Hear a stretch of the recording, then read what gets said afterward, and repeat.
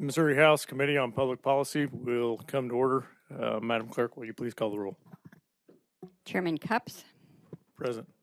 Vice Chair Bailey, Representative Sharp, Baker, Chipman, Ellebrandt, Kelly. We do have 7 present with 0 absent. We have a quorum, and we are going to proceed. I do now move that we move into executive session. I would like to welcome everyone this afternoon. I would like to start off by apologizing to some of the members of the committee for not being accessible this morning. I have some missed calls, some missed text messages. I had a migraine that I'm still trying to fight through. We're here today, and hopefully we're going to get through this. So with that said, I think there's been a lot of work that's been done in the last couple weeks. I think we're in a spot where we are ready to proceed. I'll make a few more comments about that after a bit, but I do at this time move that House Bill 2502 be voted do pass. Is there any discussion on this? I have a substitute. It has been distributed, and I move for its adoption. Is there any discussion on that? Representative Baker. I have an amendment, Mr. Chairman, ends in .08H, and I move for its adoption.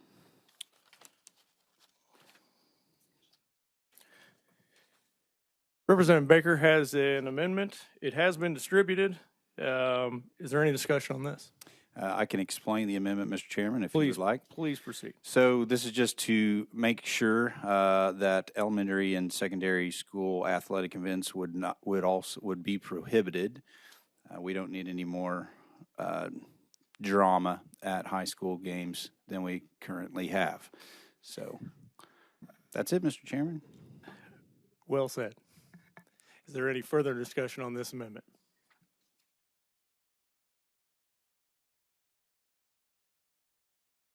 Seeing none, all those in favor of adopting House Committee Amendment number 1 signify by saying aye. Aye. All those opposed, no. The ayes have it. You have adopted the amendment. Is there any further discussion? Representative Baker, please proceed. I have another amendment, Mr. Chairman, if you would allow. It ends in .14H, and I move for its adoption. Representative Baker has an amendment ending in .14H. It has been distributed, and he has moved for its adoption. Is there any discussion on this amendment? Mr. Chair, I could explain this one as well, if you would like. Please. Thank you. So this is having to do with the problem gambling amount and making sure that it's annually funded as well.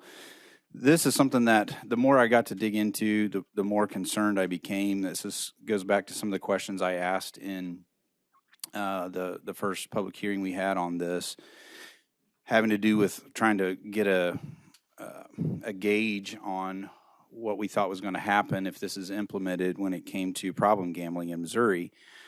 Currently, there's about 2.2% of the population, of the adult population in Missouri, that are currently struggling with the gambling problem. And I think that's a significant amount that we currently have.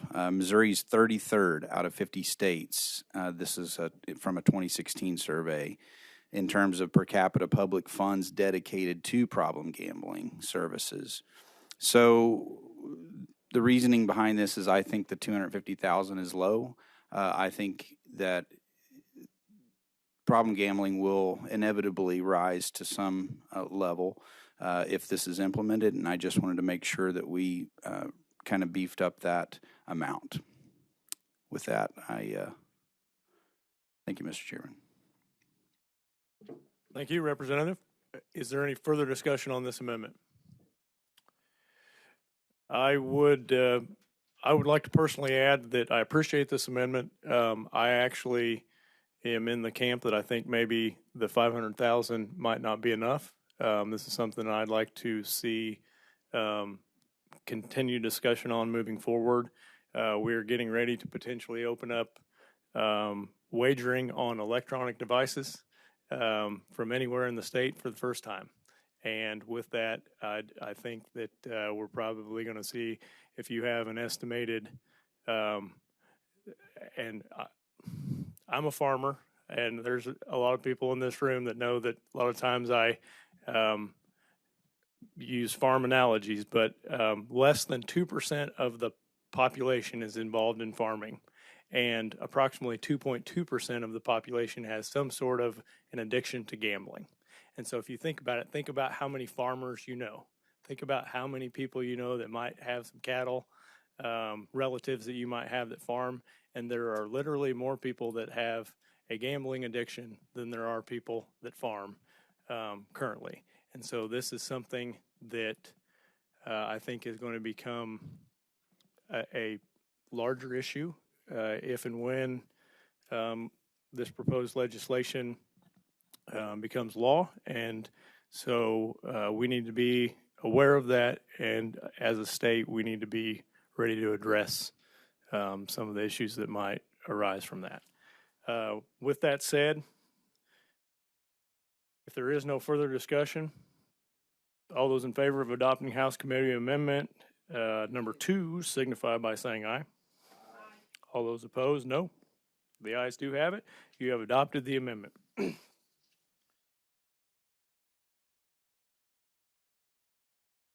Lastly, I have an amendment.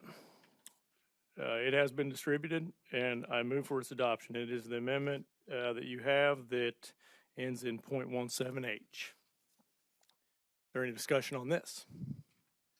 I will give a brief explanation. One of the things that we have worked the hardest on, that we have researched the hardest, is not only the promotion piece that is in this bill, but also what all is included in that promotion piece. I do know that there is a desire to be able to gain market share early on by many of the stakeholders that are involved in this, and that's why I personally agree that the promotion piece is necessary. However, if there's going to be some value to the state, we have to look at the reality of how much we're going to allow that promotion piece to be. We've entertained a cap per person on the promotion piece. We entertained a cap per entity that has a license on the promotion piece, and where we have, from a committee, where we have arrived is a phase out, a step system over 5 years that will allow 100% of the promotion piece, the way it's currently written, the first year, and then over the course of 5 years, that to be phased out. That is for lack of a better way to describe it, the extent of the promotion piece in this amendment. It also includes a prohibition on counting direct advertising as promotion under that particular descriptor. And for the committee, you'll notice that it says the deductions allowed under that particular piece shall not include any costs arising directly from the purchase of advertising with non-patron third party, including the direct cost of purchasing print, television, radio advertising, or any signage or billboards. And that's something that in other states that has been allowed. And if you've driven through one of those states recently, you know that.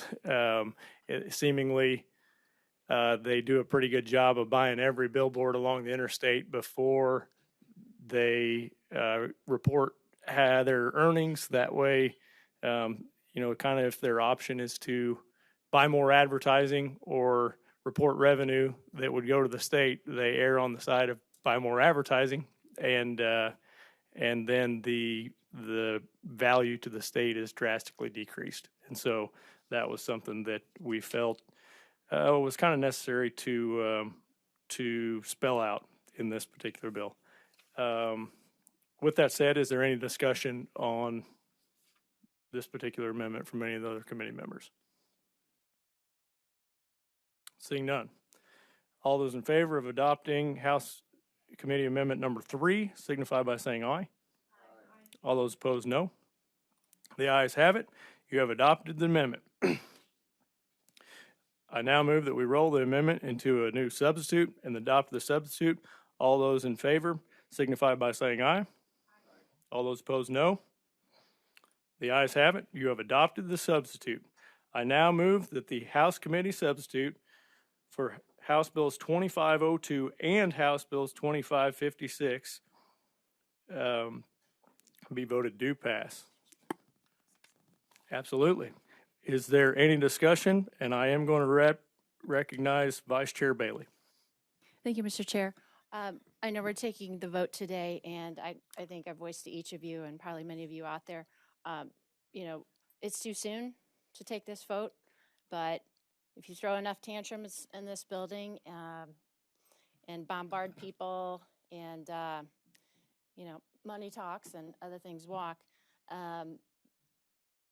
it's just, a little disconcerting. And the funny thing is, I actually like the idea of sports gambling or sports wagering on, I get it. I get all the other states, what they're doing. I get we don't need the money to leave the state. All I was asking for is just a little bit better deal for the state and to benefit, the tax-paying citizens.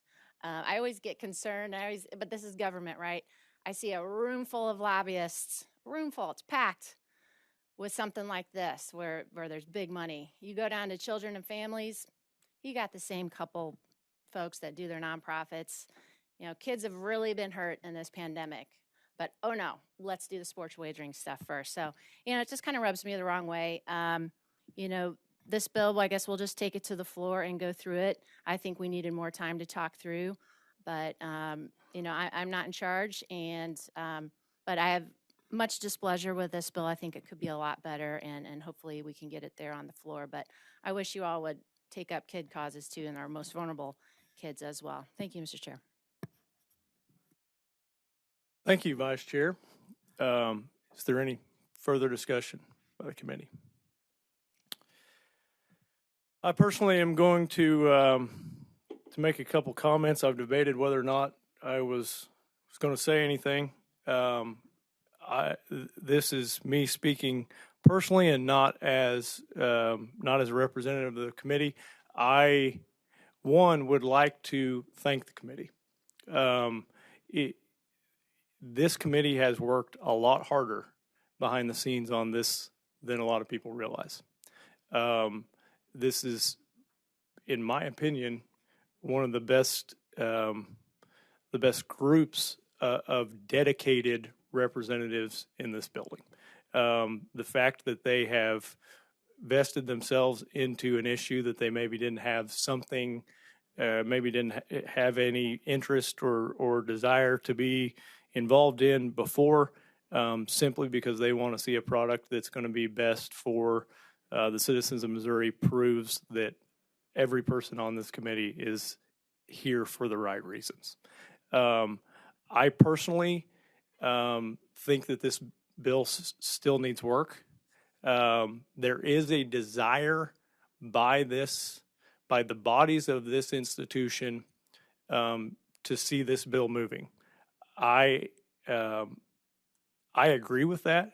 I have gotten some commitments from the bill sponsors as well as many of the folks that have interest in this legislation that they are going to continue working with myself and some of the other members of the committee from some of those concerns. I do believe that we still need some continued work on the problem gambling portion. I potentially think that we need to look at the tax rate, look at some of the other states, make sure that we are bringing equitable value to the state if we're getting ready to open this Pandora's box, I've started referring to it as that. Personally, this is like a Pandora's box, because once we let it out, we're never going to be able to stuff it back in. I think we potentially need to look at and this gets tricky. I understand that. We need to potentially look at the licenses. Each one of these licenses is going to be like a golden ticket. Not now, not in the next 2 or 3 years while you see a bunch of people fighting over market share, but 10 years down the road, 25 years down the road, 50 years down the road, if we have established a set fixed amount of licenses for an activity that I think we all can agree is only with every single person, and every person that's the next generations are raised with a handheld device that has become like an extension of their body, this activity is only going to increase if we legalize it. And so to limit the number of licenses to a fixed number the way we have in this legislation currently, 50 years down the road, the ability to lease one of those licenses or sell one of those licenses could be of insane value. The last piece that I have taken a personal vested interest in is there is a demand from rural Missouri. There's none of them have hired lobby firms. None of them have casinos, and none of them have professional sports teams.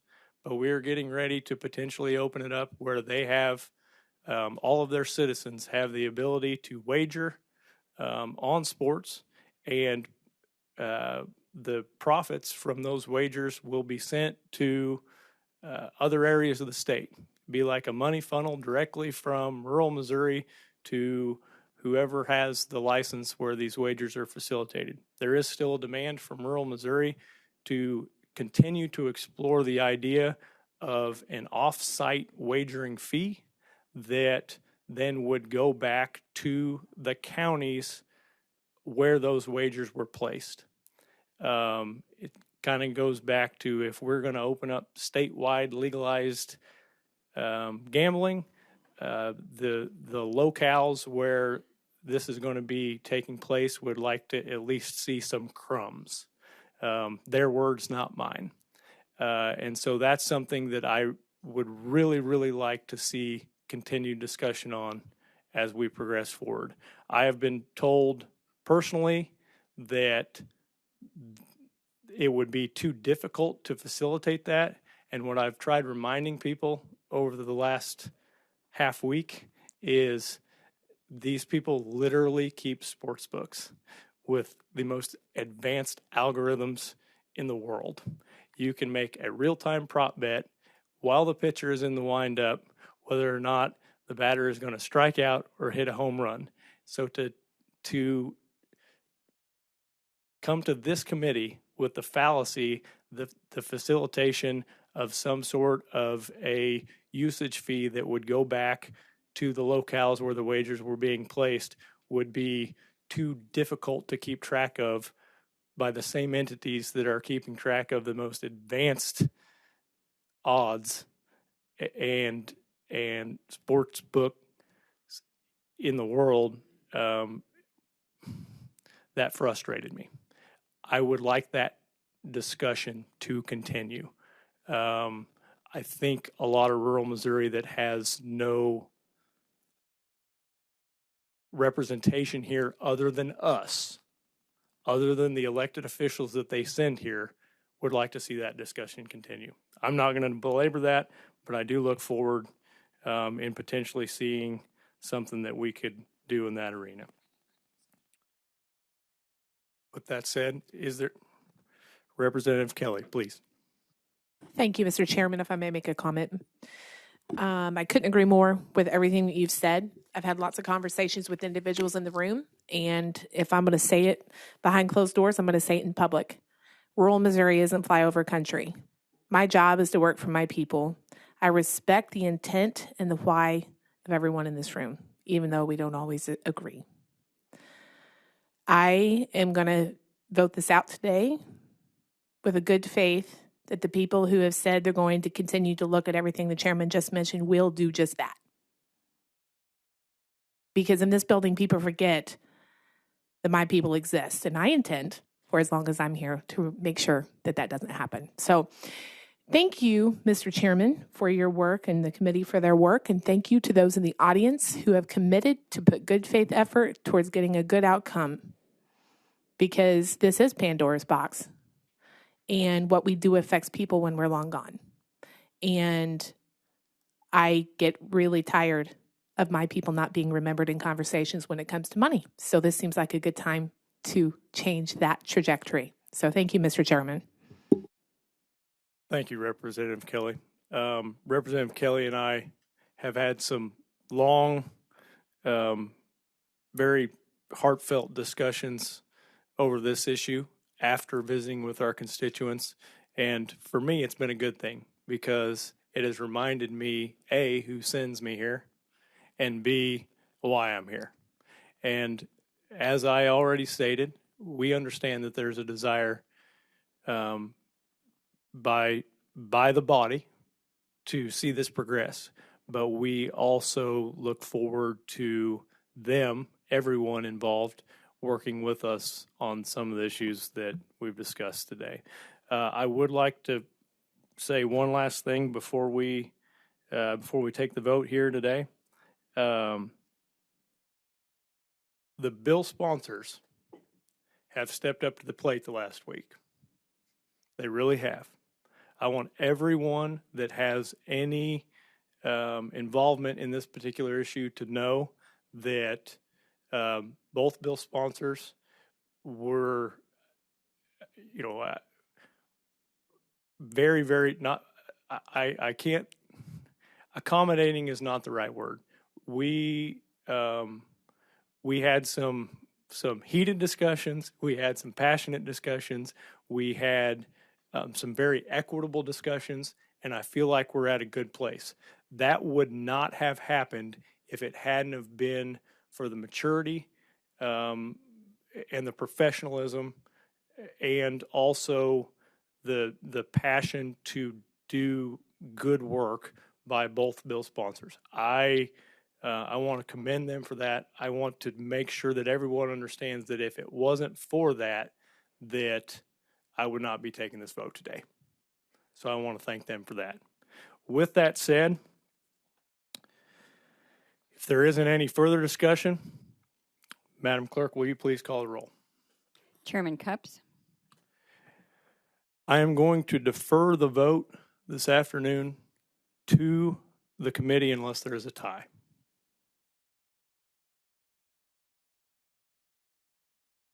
Vice Chair Bailey. No. Representative Sharp. Baker. Chipman. Ellerbrat. Yes. Kelly.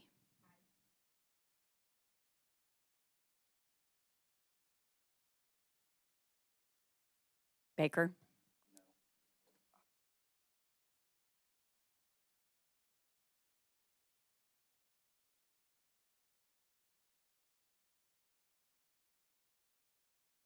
As I stated, I am going to defer to the committee.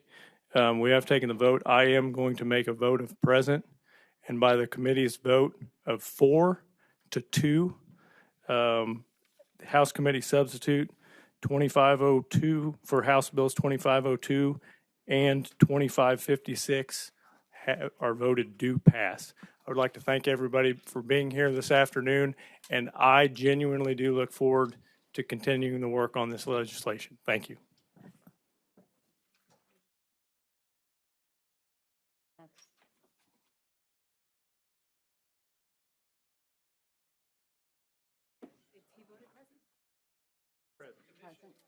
Okay.